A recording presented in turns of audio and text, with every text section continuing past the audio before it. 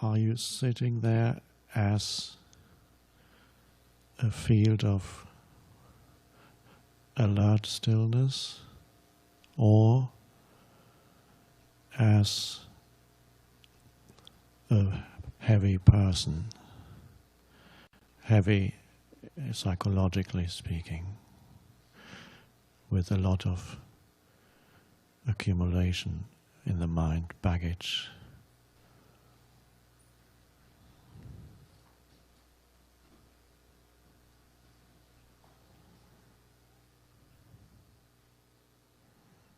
Are you home in this now, or are you trying to get home? Do you actually feel rooted in the now, or looking for a better now? Trying to get home.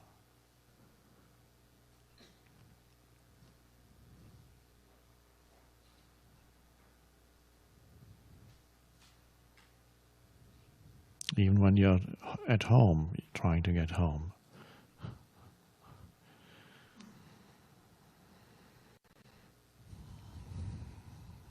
Being at home in the now, that's your home.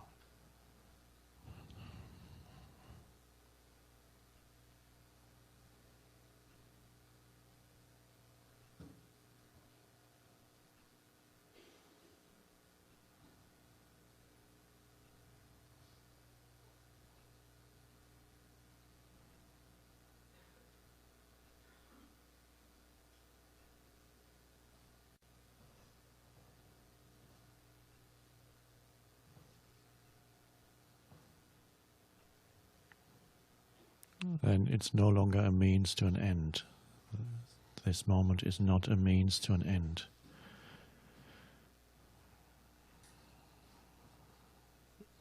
That's an amazing thing.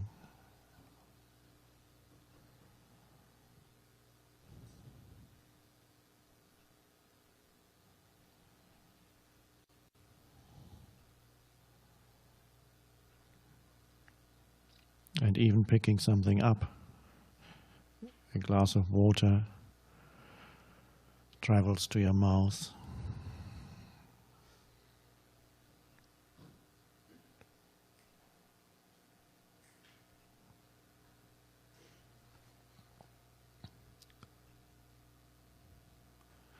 In the same way that yesterday we started by pointing out that you can pick something up and look at it without the interference of labels, concepts.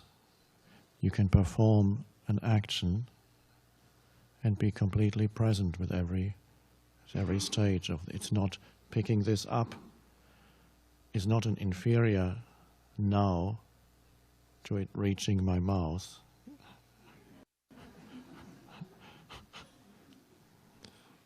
But this is how most people live.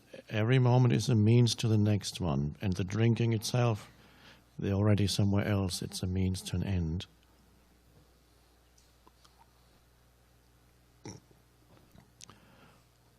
At first, it may only, from time to time, you're able to perform action in that way. Simple actions, perhaps, at first. Where every movement is self-contained, it is fulfilling, not the end result in the future. The idea of being present with what you do is contained in the Japanese tea ceremony, for example, but it's become formalized now after hundreds of years. You just go through the motions. It's become purely a technique for many people. But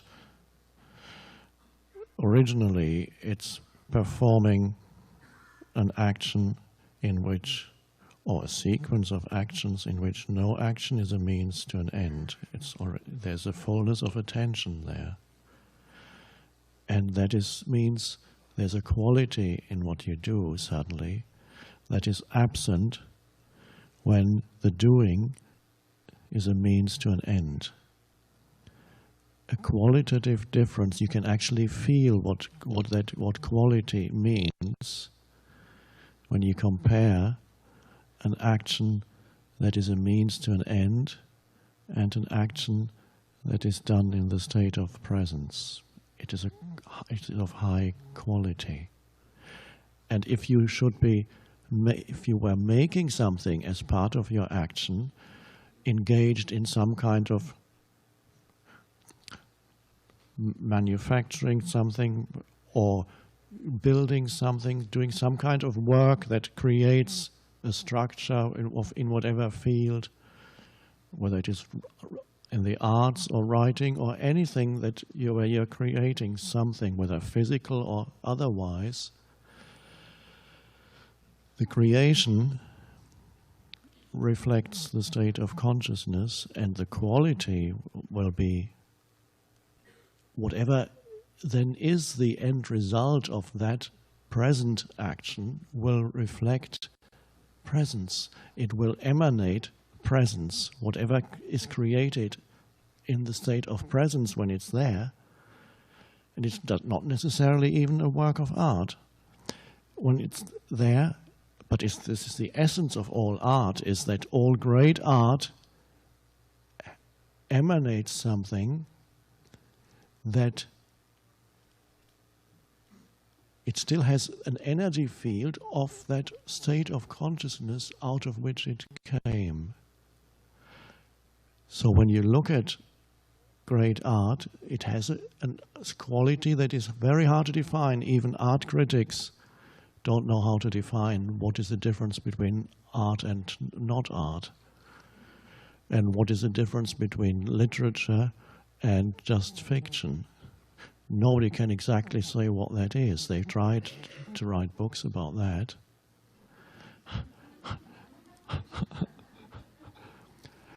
So it cannot be grasped or defined. It is an ineffable quality that is a reflection of the state of consciousness out of which this form arose. And now the beauty of it is that you don't need to become an artist, because your whole life is this work of art.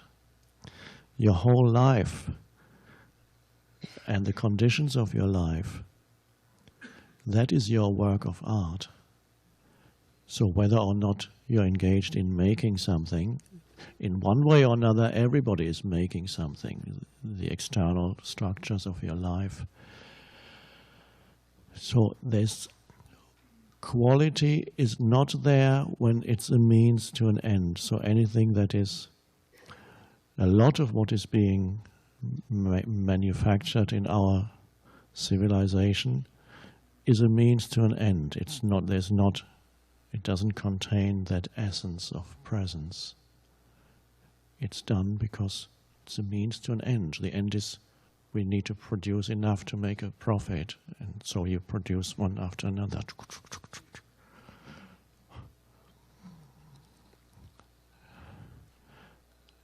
And so certain things have labels that say handmade, and they are more expensive. But even that, of course, is not a guarantee that there was presence there. If there was, then you can feel it, you can sense it.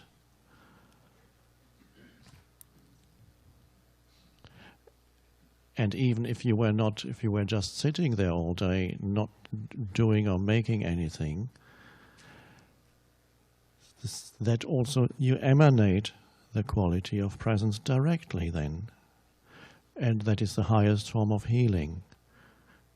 And inevitably, sooner or later, some people would be drawn to you because they sense that.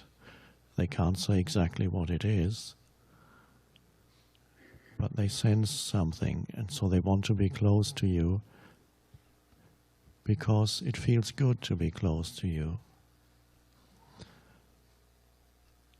And that's the direct emanation of presence. So you have the indirect emanation through works, something that you do or make or create, and you have a direct emanation of presence. And presence is And even, I don't want to offend people to whom this word is distasteful, but presence is the presence of God. Something shines through this form. This form has become somewhat transparent. And it's just a question of, it's all the same. There isn't my presence and your presence. It's nobody's possession. It's nobody's attainment. There's nobody who can claim anything. I have attained presence. Who are you?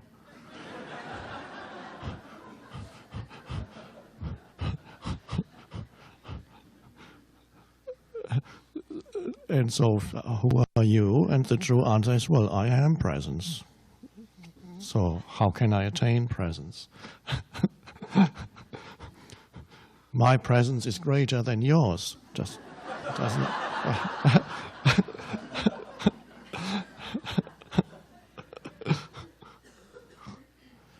Egos can sneak in at any stage still.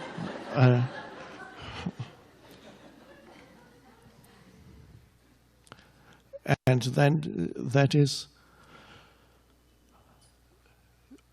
your task is to become a transparency for presence, not as a future goal. The moment you have a future goal, the transparency is actually lost. There's a density again, because future goal implies a mind projection, striving towards that. Now, can only be transparent now, by not identifying with labels and concepts.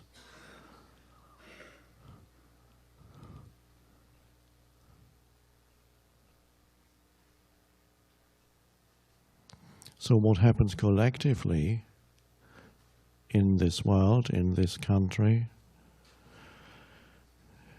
depends on the degree of presence of consciousness that can come through the seemingly individual human beings.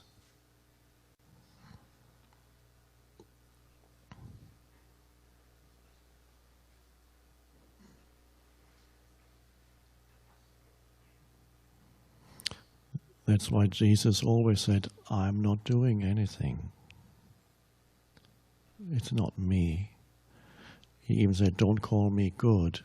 Siegel said, he called him, because that would affirm a form identity as my ultimate reality. You. What Jesus called the Father is a term he had to use in a patriarchal society so that people would listen to him. Presence would have been too strange. No.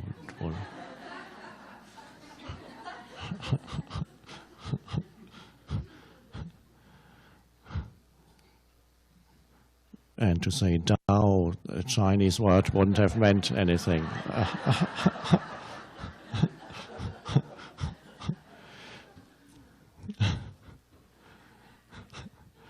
There's less identification now with form. This is why there's greater openness collectively to presence. In the past, there was still very great identification with form, and you couldn't have gone anywhere, and nobody would have understood a single word if you had not spoken to them through the conditioning, the mental collective conditioning of their particular form, Eastern, whatever tradition it may be. So Jesus had to use the form of the Old Testament terminology, language, to be heard.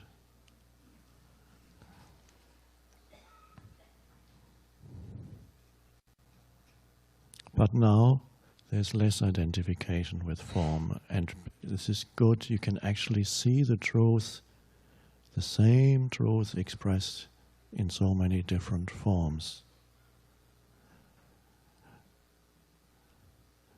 There's again the danger, if you have been associated with one form for many years, it can happen that you become closed to seeing the truth in other forms. Some very strict Buddhists don't want to listen to me because it's not Buddhist enough. And some very strict Christians wouldn't want to listen to me. It's not Christian enough.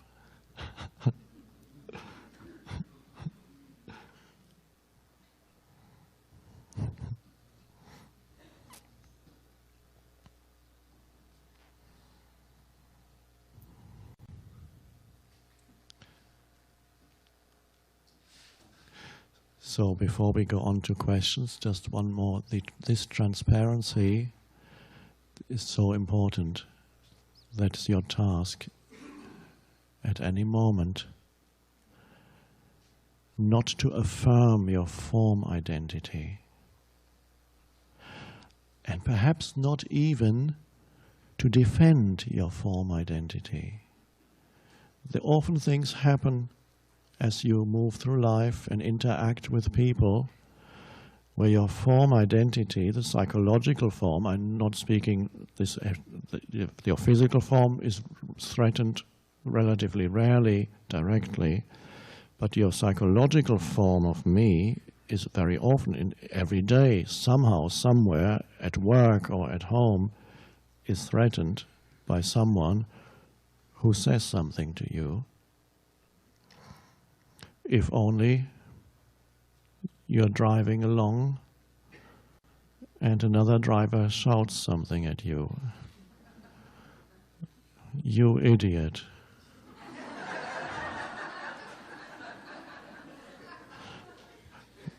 But he doesn't say it like that. He doesn't.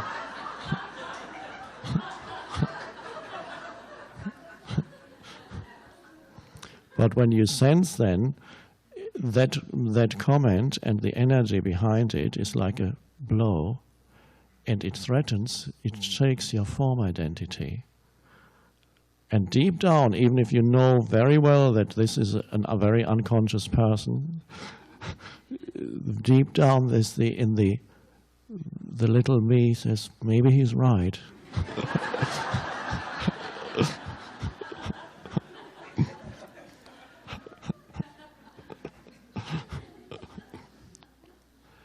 And immediately comes a reactive mechanism in order to repair the injury to your form identity.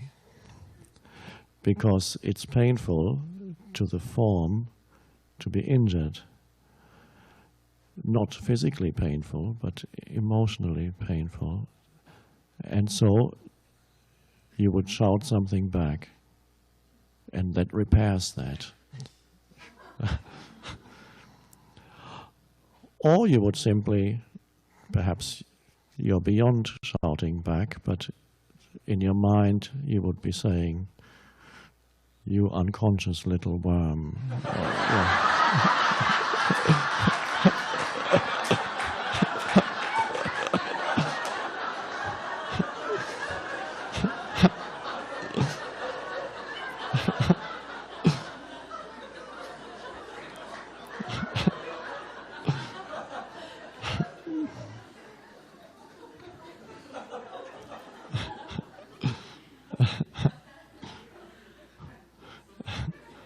And that also works.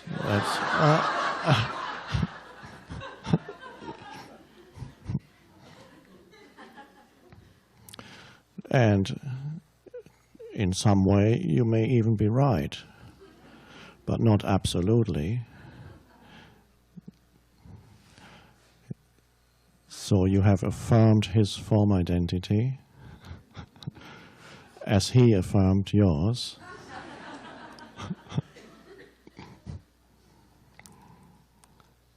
And for a few minutes or half an hour or an hour after that, other things will come into your mind that you could have said but didn't say.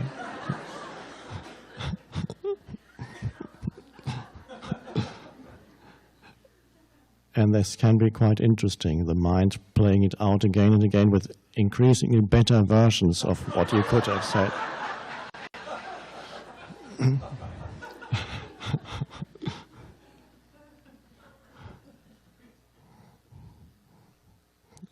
And then you say, why didn't I say that? God, I should have said that. That's so good.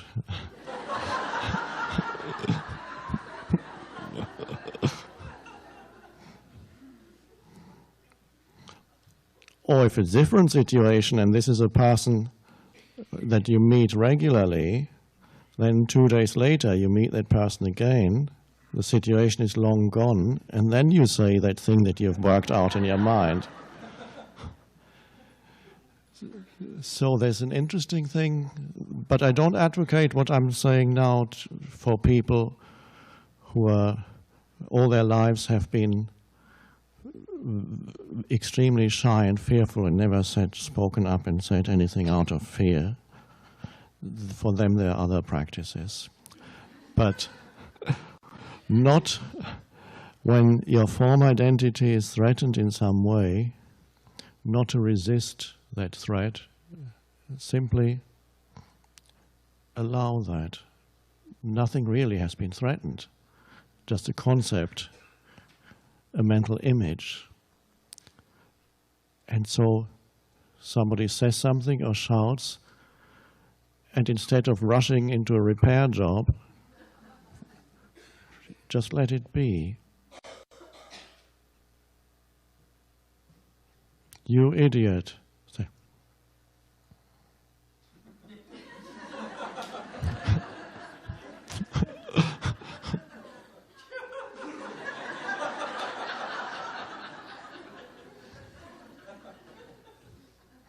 It happened occasionally that while I was driving, those situations, and once or twice the driver was very close and got very confused because he was looking at me and saying something similar, and I was looking at him and there was no reacting force, nothing there to react, and he got very confused. And he shouted the same again because he thought I must be deaf.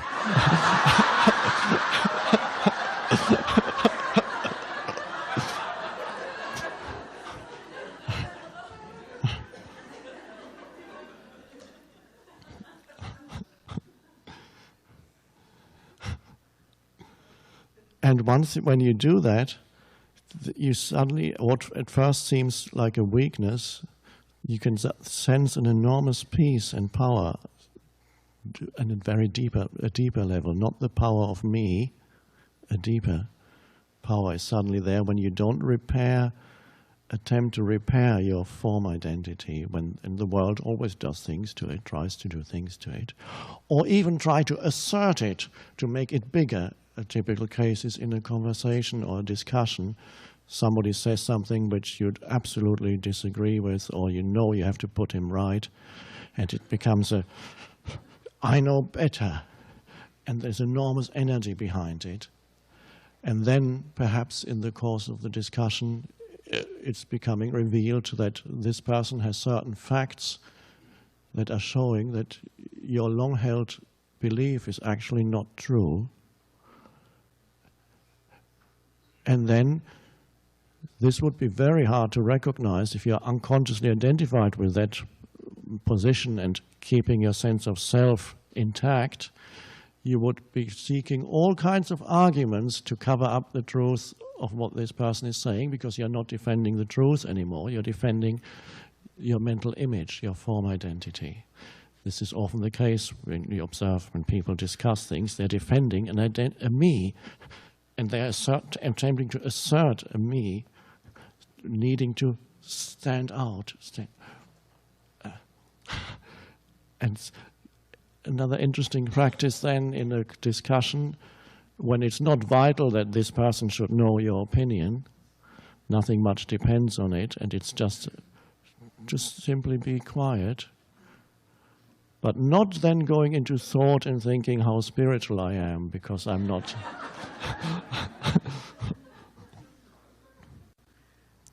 This is the deeper meaning behind this strange parable of Jesus saying, turn the other cheek, which is all metaphorical, is not is the practice of not attempting to repair your form identities. Something is just non-reaction. And there's enormous strength in that. If you truly needed to say something because certain situations or course of action depended on it, you would say it. But you're not defending a me, a sense of self. What you say then is in the service of the truth, if it is the truth, but not a me that identifies with what it sees as the truth.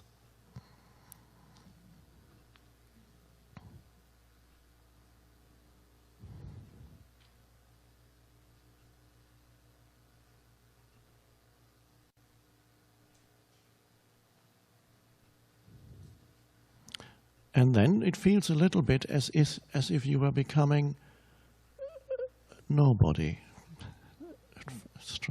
You're kind of becoming almost invisible when you're not out. And that's a strange. It actually feels good, but at first the little me gets uncomfortable with that. And then once you know the depth that is there, when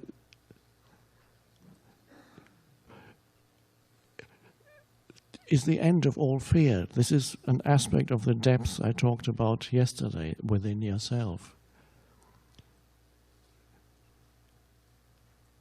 So a good thing would be, for example, if all the world suddenly thought you were dreadful, and maybe they have some kind of belief about you that you did something that you didn't do, or maybe you did do it, but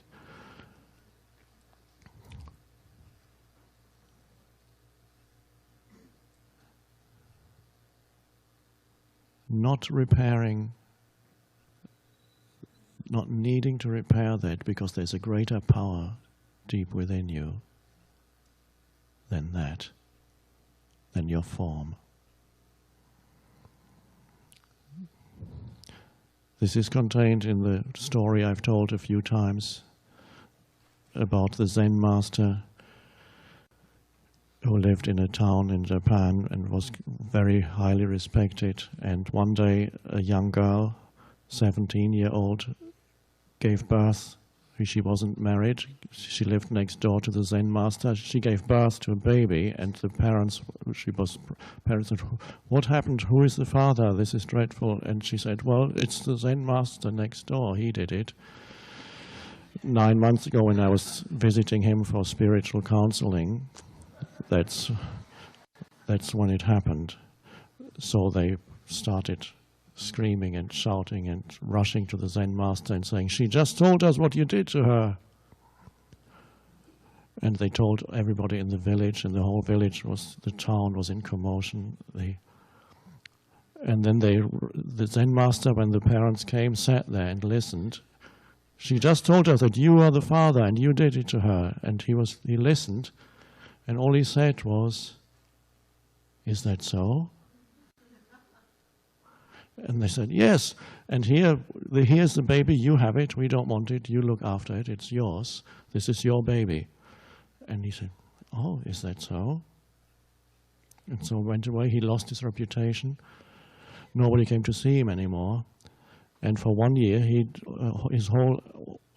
all his activities were looking after the baby, feeding it. A year later, the girl became a little bit more mature and suddenly confessed to her parents that somebody else was the father, the boy who lived 2 streets away, and not the Zen master. Also, the parents became very disconcerted and rushed to the Zen master and said, "We're terribly sorry. Can you ever forgive us? She just told us that you're not the father." And he listened and, "Oh, is that so?" And yes, and we want the baby back now, please. Is that so? And he handed the baby back. And suddenly his reputation was restored. And this is a teaching story it's a little bit extreme, just as Jesus' parable of turning the other cheek is a little bit extreme, but it's a teaching story to show the state of non-resistance, inner non-resistance, and the power that lies when you contact that state of, live in that state of inner non-resistance. And you see the good also that comes of any situation that looks bad on the surface, just as in this teaching story, it looks like a dreadful situation. On the surface, big drama. And so the good that comes out of any seemingly bad situation, when you enter the state of non-resistance to that situation. Because any so-called bad situation is to do this. What is that so-called bad? That so-called bad is that some form is no longer surviving as that form. Whether it's a physical form, in which case it is physical death, or whether it is a psychological form of me, or my belief systems that don't survive, or my image of me that doesn't survive, or other people's images of me who don't survive, it is always some form is being shaken and dissolving or dying. This is what is called bad, or the threat that some form may be. The form is being attacked in one way or another. And when that is not resisted from within, then the form becomes loose, transparent, or dissolves. And whenever a form dissolves, and really it means death, whenever there's death of any kind, it could be a psychological death. In the case of the Zen master, it wasn't death anymore because he had died already psychologically. So it was easy for him. There was no longer a form there. There was just a form in other people's minds that was being projected, a highly regarded Zen master, and that collapsed. If those projections had still been feeding his internal mental form, that would have led to great suffering. So it's always when the so-called bad is, a form is being threatened or destroyed or dissolving, and there's no inner resistance to that. And that goes death, the ultimate non-resistance to what looks evil. Then we gain inner non-resistance. Externally, certain actions may happen. An inner state of non-resistance. Do not resist evil. One of the most profound statements. It's about an inner state. It doesn't necessarily mean that if somebody comes at you with a weapon that you don't prevent him from hitting you but it's an inner state. So here, the secret is this non-resistance, and then the transformation of any situation into a deeper good. Not the good that is between the continuous fluctuations in the world of polarities between good and bad. Something is born is good, something dies is bad. A deeper good. That is even contained in the image of Jesus on the cross, which is an act of evil, one could say, but at the same time there's a depth to it, and it's an archetypal image, a deep truth embedded in it, whether you are a Christian or not, to see that there is a deep truth embedded in that. The archetypal image of it is evil on the surface, and yet there is a deeper good there because of surrender, because of non-resistance. So to know the power that is in you whenever that is the case, and how any situation is transformed into good. Imagine the situation. You dissolve all drama, because all those situations are drama. Some dramas are violent. And that true healing is dissolving the drama through not contributing to drama in any way. And this is what the Zen master did. He never became part of their drama. The whole town was acting out drama, and there he was. Nothing ever happened. Only good came of it, and the good was that this baby for 1 year grew up in his presence, was loved deeply, the best start in life you could imagine. And only good came of it. The girl became conscious, nobody accused. She probably came back to him later, and nothing, no change. See the good that comes in any situation in your life in which you enter the state of non-resistance. It is always to do with now, of course. In the now, the parents come running and saying, "You did that."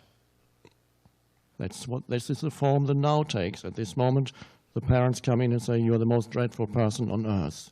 You did it." Is that so? That's an extreme form. He could also say, "No, I didn't do it," without an inner defense mechanism taking place. I didn't do it. That's how it is. And again, he's not defending or asserting his form identity, simply stating the fact. That would be a slightly less extreme form of the same teaching. But the most extreme is not even to defend yourself verbally, not to say nothing. But that nothing is the inner, really.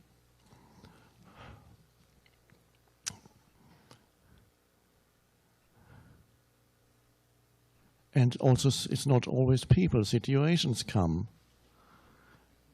Not resist them as forms that say this situation is bad. And that strengthens the me that complains. You remember we talked about the complaining entity in the head. A favorite device for the egoic entity is to complain about a situation that you find yourself in, instead of being in a relationship of non-resistance towards the situation, which may on the surface justifiably be called bad, and then see the good that suddenly emerges and how quickly it actually changes when it's not internally resisted. Non-resistance internally does not always imply that there is no action externally, but it is non-reactive action, simple action, not action that arises out of a reactive little me, which is fearful action, violent action.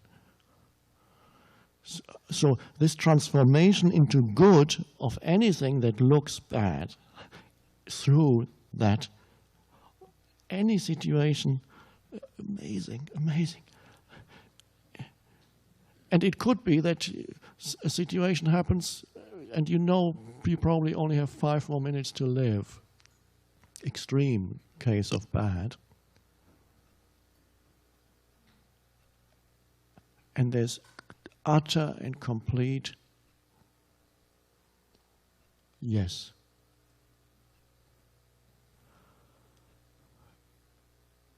And so there cannot be not be a deep serenity and peace suddenly filling your entire being. And there death comes dancing towards you. That's the flowering of consciousness. And whether it flowers for the next 20, 30, 40 years in your life and gradually unfolds, or whether it flowers for 5 minutes, it doesn't really matter. It's beyond time. That flowering is beyond, arises out of the timeless dimension of pure consciousness anyway. There's no time.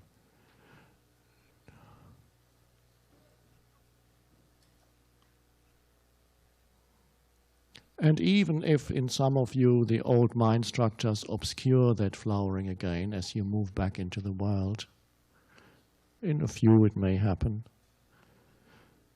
When a crisis comes or death comes, suddenly it'll be there and you'll remember sitting here.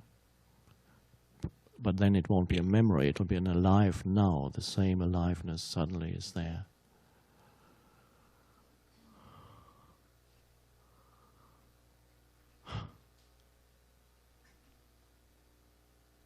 And this also, the collective situation in this country and in the world in general at this time, non-resistance. You look at it and see it, and that's how it is.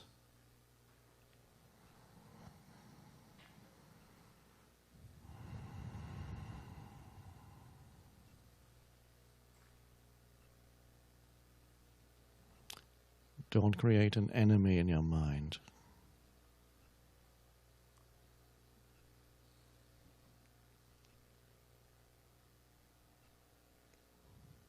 No situation is an enemy, and no person is an enemy. So there's a gentle, what I sometimes describe as a spaciousness around this whole situation. Suddenly, when even the situation is not an enemy, it is. This collective situation, it is. And suddenly the situation itself is embedded in a spaciousness, a gentleness. And we may focus on that again this afternoon, but you do it at any time, the collective situation in the world at this time. Don't make that situation.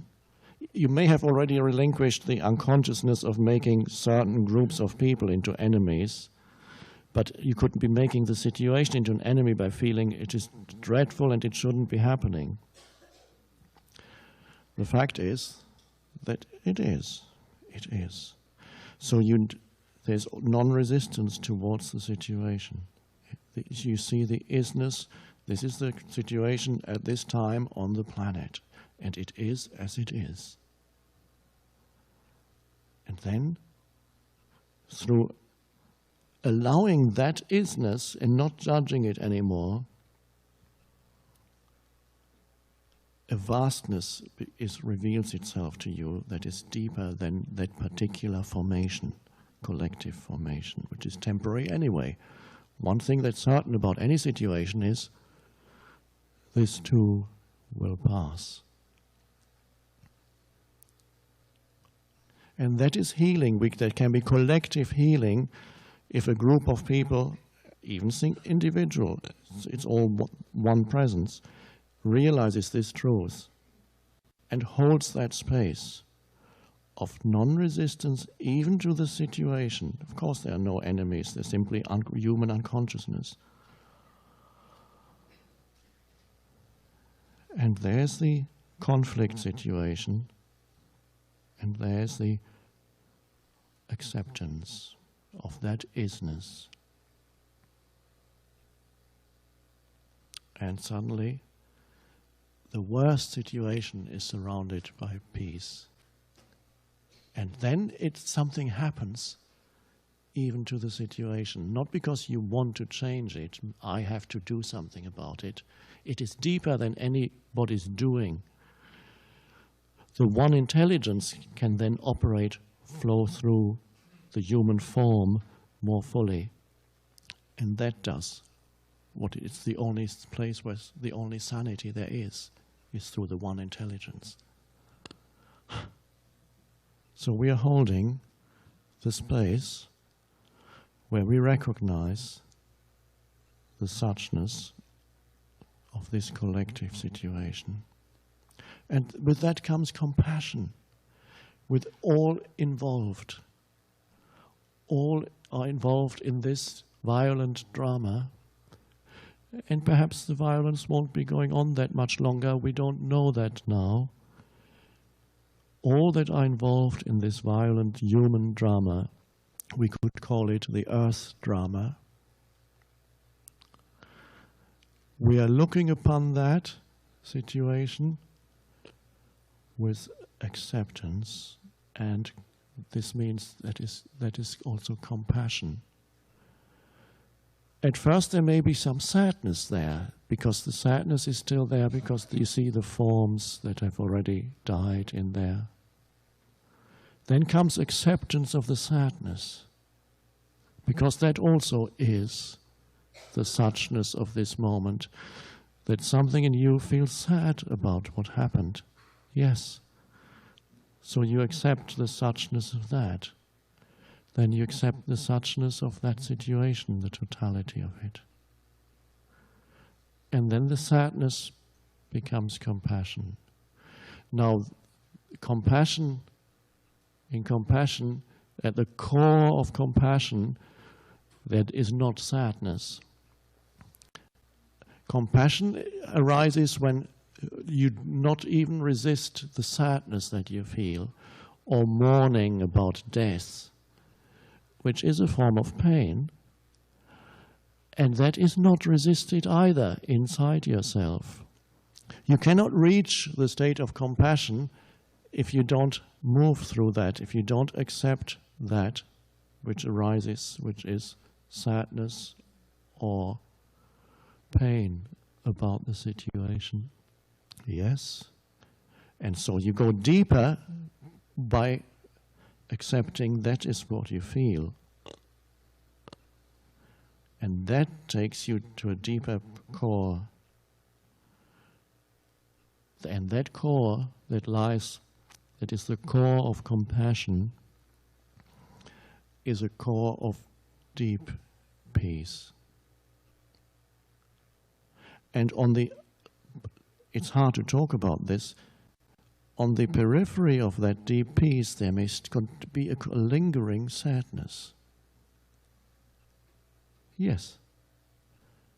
But deep down there's a peace and a serenity that many, many people have reported they found spontaneously when they were facing death. And many who actually died were never able to tell us that that's what they found. That serenity and that peace. And that, from there, all healing emanates. That has enormous transformative power to hold that state, to live in that state. It's enormous power. So that is, don't underestimate the effect on the collective consciousness a group such as this can have. And simply because collectively we enter that state and hold it, not with any effort, allow it to be. There's the situation, the earth drama, there's a sadness around it, some pain, and through allowing both the external and the internal. The external is the madness of the drama and the violence. The internal is to some extent, the reaction of the personal self to it. Yes, that's there too.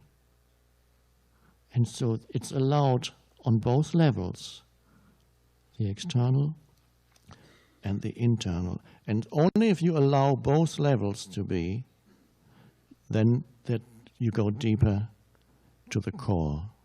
And suddenly you reach, through the surrender, you reach the serenity, the peace that is the essence of your being and of all beings, the one essence. And knowing that, in effect, in turn, has enormous effect on, even on the world of form. It's only by knowing the formless that something that shines through you and then affects even the world of form. So this is perhaps, it's no coincidence, there are no coincidences, everything is connected to the totality, the fact that our gathering here this week is taking place at this particular time.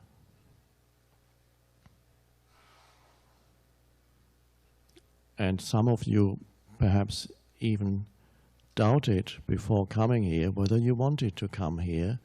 You may have doubted whether even to look for peace, whether you even have a right in that situation to look for inner peace. Do I have the right to look for inner peace when so many people are suffering? Perhaps you ask yourselves a question like that. And of course, it's not a question of having a right. There is no other way for humanity to become transformed.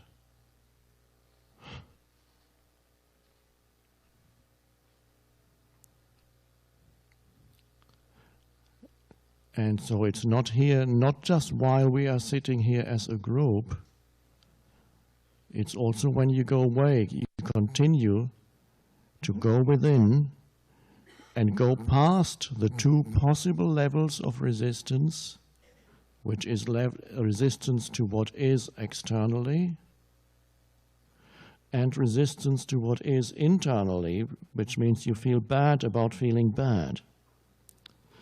You feel sad, and then that doesn't feel good, but you get stuck on that level of feeling sad, and you have stories in your head about it, and you never move beyond it because you feel sad, but you don't want to be sad.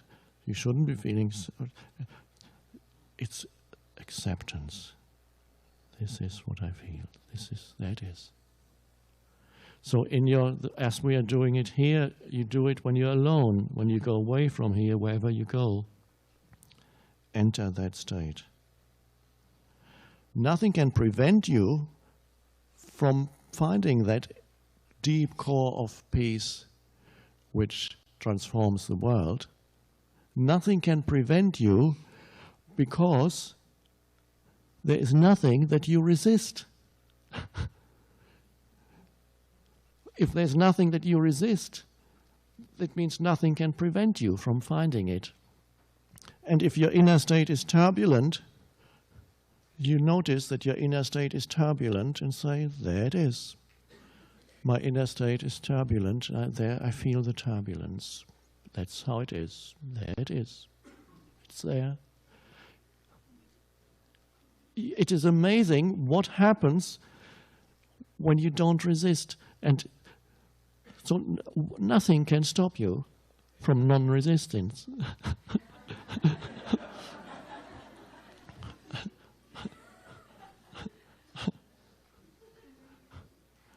And or you might say you go and suddenly you wake up in the morning and remember all your problems and the dreadful problems of the world, and you feel very unhappy and say, this is reality, and that retreat, that wasn't reality. The television is telling you what reality is. And you get very sad. And after 2 hours of unhappiness, deep unhappiness, you feel your unhappiness. And then you remember your spiritual practice, and you say, well, I couldn't possibly find peace. Look how unhappy I am. There's no point in even trying to find peace in that unhappy state. I'm so unhappy. Okay. You're unhappy. That's what is. I'm unhappy at this moment. I'm so unhappy. That's how it is. Unhappy. So, let me be unhappy. It's okay to be unhappy. This sounds very weird, doesn't it? Because the very essence of unhappiness is that it's not okay. Something is not deeply not right. And if you then say a seemingly mad statement, I don't mind being unhappy, doesn't seem to make sense. But there's great power there, because it's the end of resistance.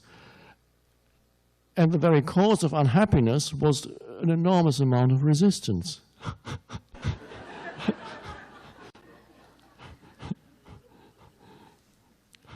Let me be unspiritual. It's the letting be, and there's something far greater depth than the little me that thinks of itself of this or that, or that even has the sadness. There's suddenly the depth is there. So this is so amazing that nothing can stop you.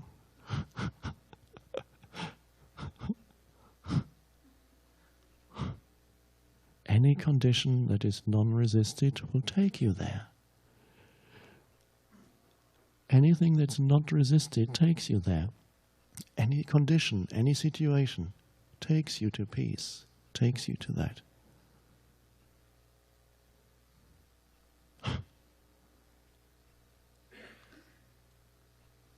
You can find that out. I'm speaking about this now with reference to large-scale events. You can find it out on a small scale. You're sitting quietly in your room,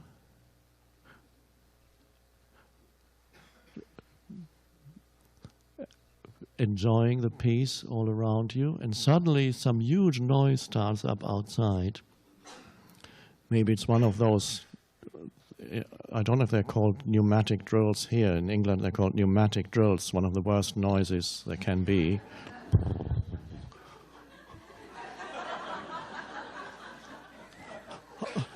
How can I be peaceful here? I mean, this just doesn't work. And you can then try a little practice. You listen to that noise and see, there it is. You accept the isness of that noise. And the mind no longer labels it. When you accept the isness, it is. And you begin to listen to it. And there's no longer a me that contracts and says no to it. You begin to listen to it without a no.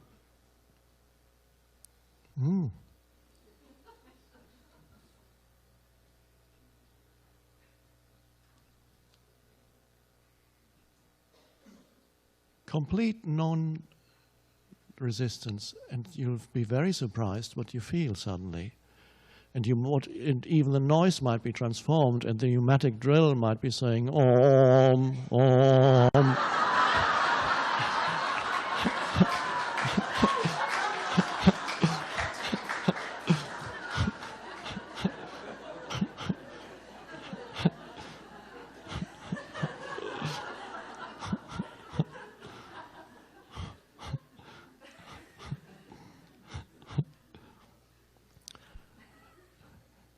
Now, whether you stay then in that room or not is a secondary matter. Maybe you move to another room where it's more quiet, or you may enjoy staying there and continue listen to the Om. The action that then takes place is secondary. It'll be right for that moment. Maybe you will remove yourself, or maybe the moment the drill becomes Om, maybe it stops. So in some cases, in little cases of acceptance, you may be surprised. Sometimes in major cases, it happens how quickly a situation changes once you've surrendered to it internally. How quickly it changes. And this is why some people say, when they notice that this happens, they say it almost looks as if life were giving a test whether you can surrender or not. This is how it sometimes looks. I don't necessarily want you to believe that. You don't need to believe anything. But it often looks as if life were giving you a challenge just to see if you can surrender. Especially you'll get it when you claim that now you have arrived.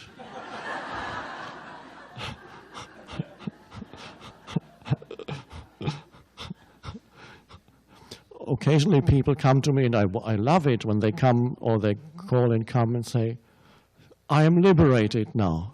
I'm totally liberated. I know it. And it's wonderful. I love that. I don't say, oh, you're not right. They may well be right. But I often say, just wait, let it.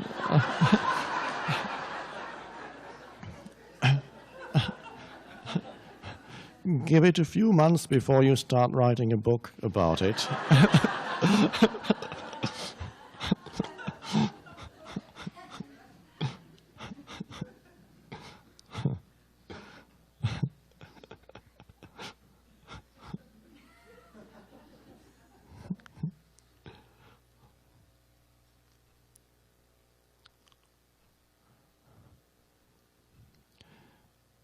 You can never plan for vital things. We were going to have questions this morning, but the present moment required something else.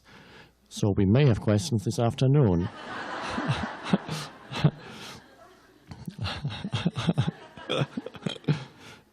At the moment, this is vital at this moment for us to realize that the power that we have, not as we as individual little me's, that the power that there is in consciousness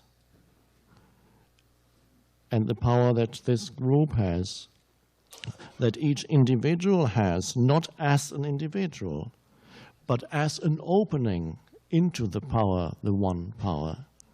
So your power is the opening, that you can be an opening into that, and then it flows through you, not as a me that claims anything, that I am going to change the world. No, but the world can change through you, so to speak. It's not so much a doing as an opening and an allowing. And even non-resistance is not really a doing. One could say it's the opposite of doing.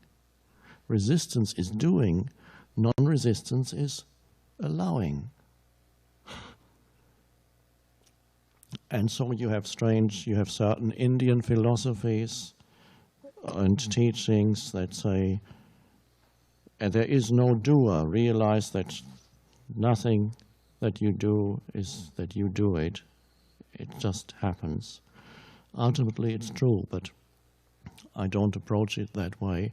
It looks often when I speak as if you could do something. And that is both true and not true. It must remain a paradox. If we take one position, we are not quite right. If I say, yes, you can do, it's not quite right. If I say there's nothing you can do, it's not quite right either. You are one with the totality, so anything that you do, obviously, is not separate from the totality. It acts through you.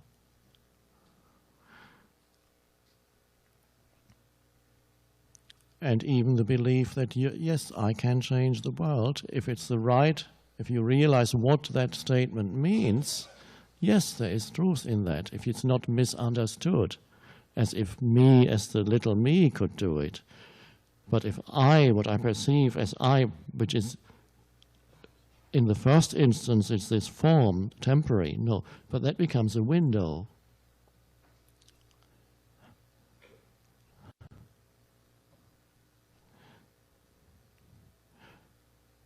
Sometimes in groups, people like to arrive very early, or when there are talks, and they like to sit in the front. And I sometimes wondered, why do they like to sit in the front? And they say, because I can feel an emanation there that comes from you. And I first said, well, and I realized what they meant. The emanation is because this form is a window, and so the breeze comes through the opening. It doesn't come from the window, of course. So there's some truth in it. It's nice if you want to sit near an open window where you can feel the breeze. But of course, the real reason why you're sitting there is so that you also become an open window, and then the breeze also comes through you. The very fact that you recognize what I metaphorically call breeze, the very fact that you can sense it means that it's already in you. Otherwise you wouldn't even sense that. That in you which senses the deep peace, the emanation of peace that comes from another person, the emanation of love that comes from what looks like another person, that in you that is sensitive to that, feels that, response to that is the same. It is the same love and peace that you see coming from that form. That which draws you temporarily perhaps to that form is the same in you. It recognizes itself. That's why it wants to be close to that form. There's still the danger that the mind misinterprets it and thinks there's something essential to this form, to this person, but that is never true. It's only because that person is transparent that this person, so-called person, can reflect something to you that is your essential reality. The mind can construct now another identity for that, a form identity for that transparency. And say, and you could then worship a form identity, not realizing why you're doing that. It's precisely because there is a transparency to the form. And feel, so you could, a so-called guru, I'm not a guru, well, who knows, but what?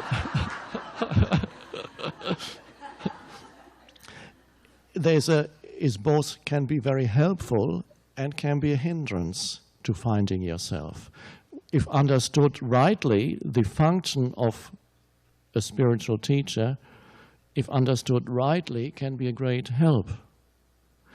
If understood wrongly, can become a hindrance, because it can prevent you from finding you, because then you see it all out there in this great divine being. What about you? And so those are people who are totally attached to the form of their teacher, and he or she is the greatest, and there's no other like him or her. Well, that's nice, but what about you? What is your reality?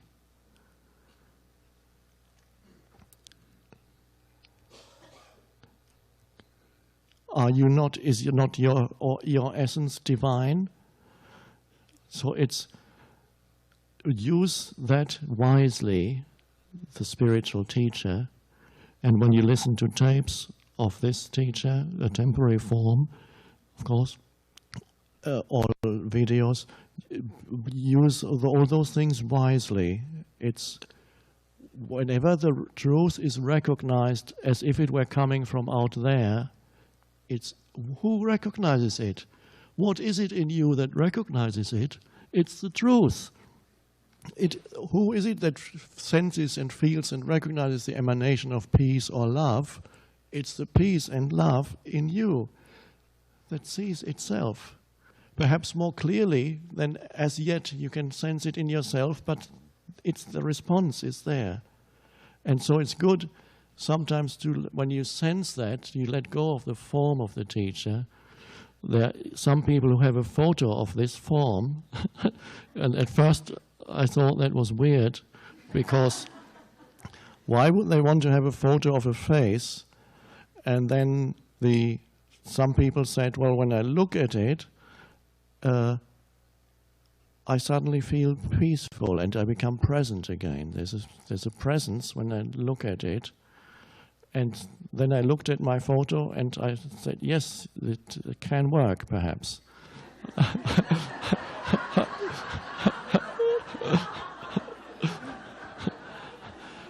As long as they realize they are not looking at this form, they're looking really at themselves. The essence of what they're looking at is themselves.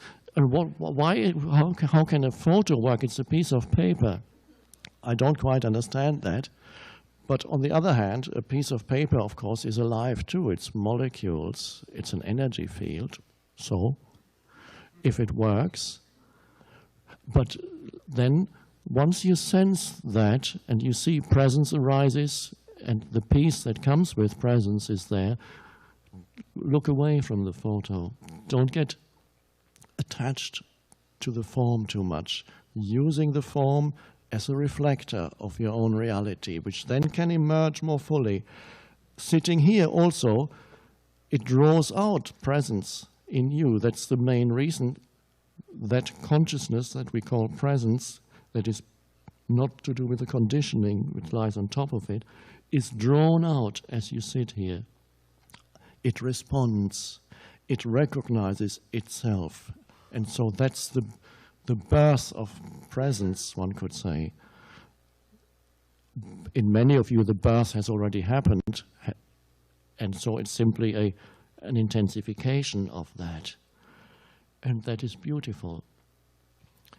And so this form has a temporary function. At some point, it will pop like a soap bubble. And it doesn't matter. So using it wisely, and whenever you see it in another, you sense it. Where do you sense it? Where is it? Here.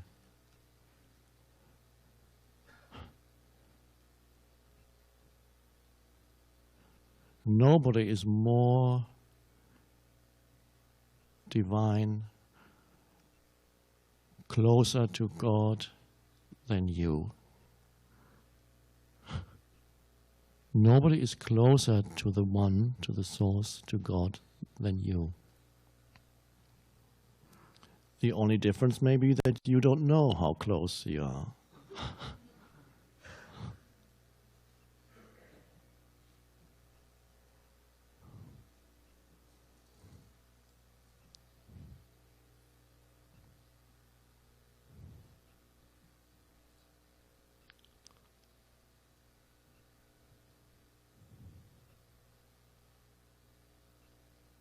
You can also gaze into the eyes of a loved one, a son, a daughter, a partner, a parent. You gaze into their eyes, and there is a stillness while you look. You look at each other not through mental concepts, not even as this is my son or this is my partner or this is simply presence. And you look, and there's a love there and a peace.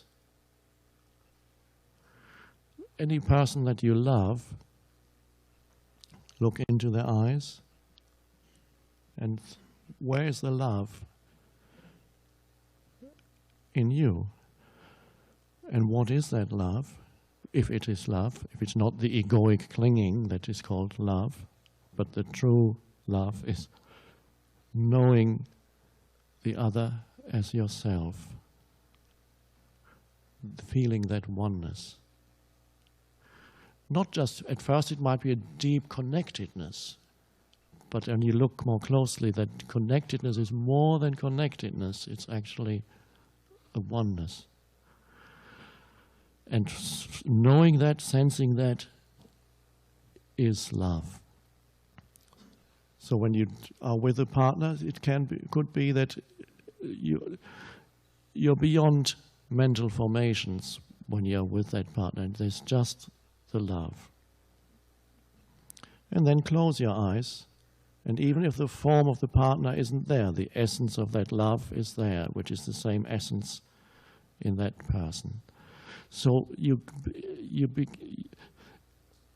everyone ultimately, whoever you meet, when you dwell in that state of connectedness, which is more than connectedness, oneness,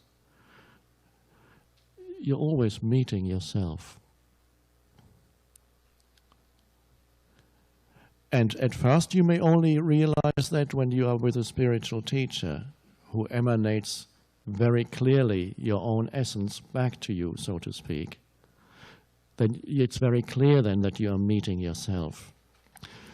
And then you meet others. It may also be when you truly love another human being, it is also easier to feel that you are meeting yourself, the essence of oneness. And then you meet many others where it's not so clear yet, because there is all kinds of stuff that cover up the essence in that person, and perhaps a reaction to that which covers up the essence in that person may bring back a little bit of covering up in yourself. So you can't feel it. But as it intensifies, you can actually look through whatever covers up the divine reality of that human being. You look through it. You see it, but it's not of interest to you. Whatever that person does, whatever the conditioning, mental, emotional conditioning, the little me entity is not of much interest to you. And you see it, but you look through it, and you sense the essence of that person and love them no matter what they do or say or think they are, because as you love them as yourself. So you look through the veil of illusion, an illusory identity, and love each human being because you recognize them as yourself. And then you love your neighbor as yourself. Your neighbor is everyone you meet. There are no conditions to that love. I will only love you if you become more conscious.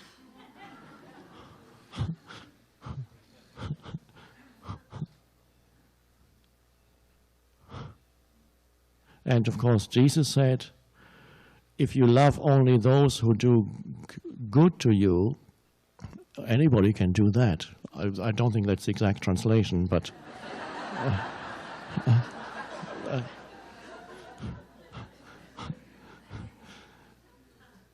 and said, love even those who seem to be doing wrong to you or plotting evil or whatever. That what he means is, because you can't try to do that, that Christians haven't fully understood the depths of that statement. So they said, okay, I have to love this dreadful person. I'm going to try. I'll see if I can love all my neighbors. And it never quite worked. And in fact, it often had a counterproductive effect, because in your mind you created an image of a Christian, good Christian that I am, who loves his neighbors. And then you were even unable to acknowledge in yourself the hatred that you felt towards your neighbor and covering it up. And then it comes out through very unconscious things that you say or do, and deny even that. No, I didn't do that.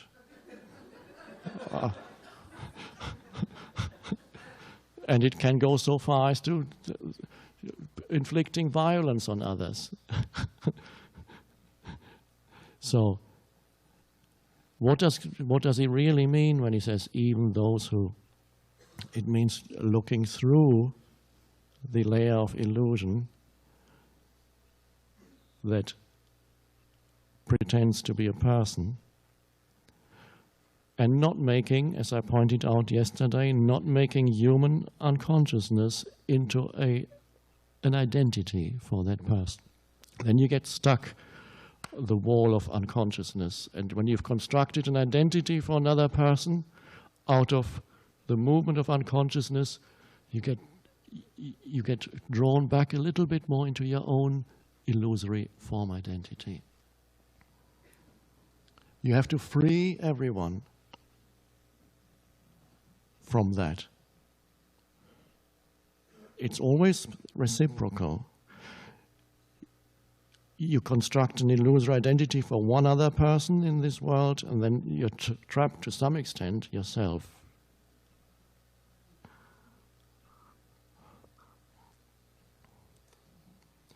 So human interaction is a great practice, spiritual practice.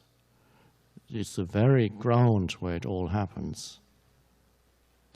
Spiritual practice.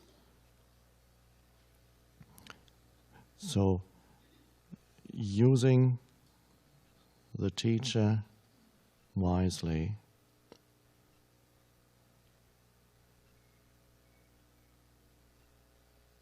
recognizing yourself, no more, the essence of who you are.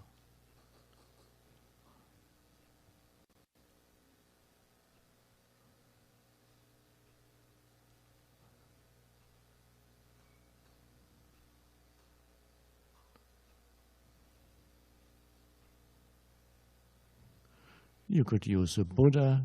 Buddha is a beautiful image. He sits there.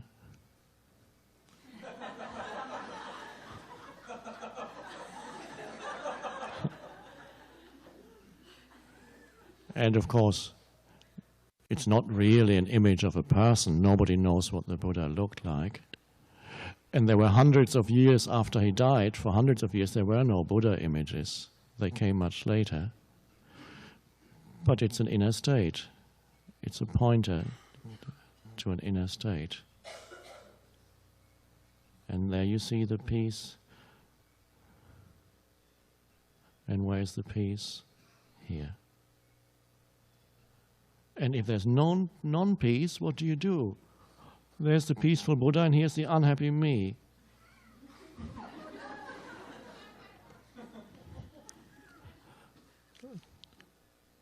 Let me be unhappy then. Okay, unhappy.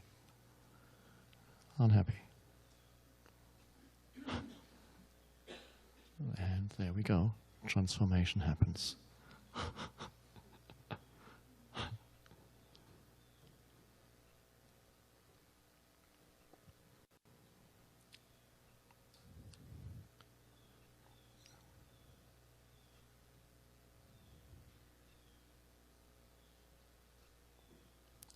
Something you can do with reference to, it's not really a doing, but language is like that, with reference to the collective events in the world at this time.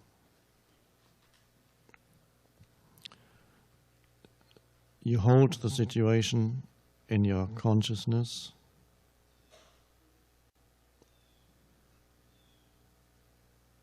You contemplate it.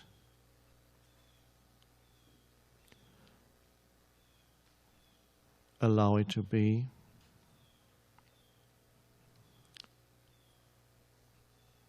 Feel what you feel about it, if you still feel. It could be that when you hold that situation, you may already no longer be generating sadness. It's possible that you can go directly from acceptance of the situation into peace. Or you may go indirectly, from holding the situation, not in total acceptance perhaps. Some sadness arises, some pain arises. Then you accept that, and then you go into peace. And do that a few times during the day. And also, somebody has told tonight, the president will speak. I don't know whether you are going to listen to it. I don't believe there's a TV set in this at Omega, which usually is a good thing, I would say. If you listen to it or watch it somewhere on the radio, then while you listen or watch, or if you don't at that time, perhaps particularly, hold that spaciousness. That doesn't say there's something dreadfully wrong with this world. No, hold that spaciousness, the suchness of this, the isness of this. That's all that's needed.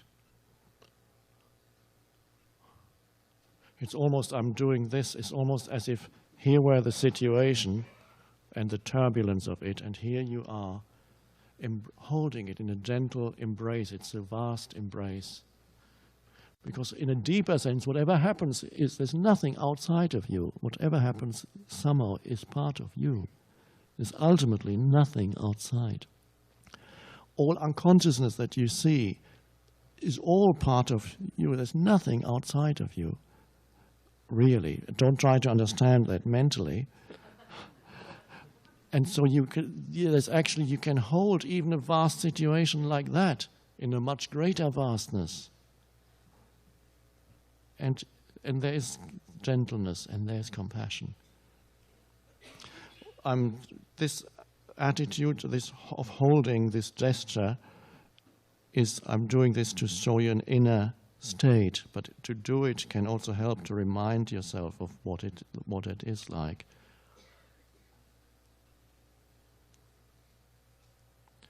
There's something perhaps feminine almost about it. It is so And you see it sometimes in statues of female representations of the divine, is often in that of Mary or Kuan Yin, often is that gesture of gentle holding.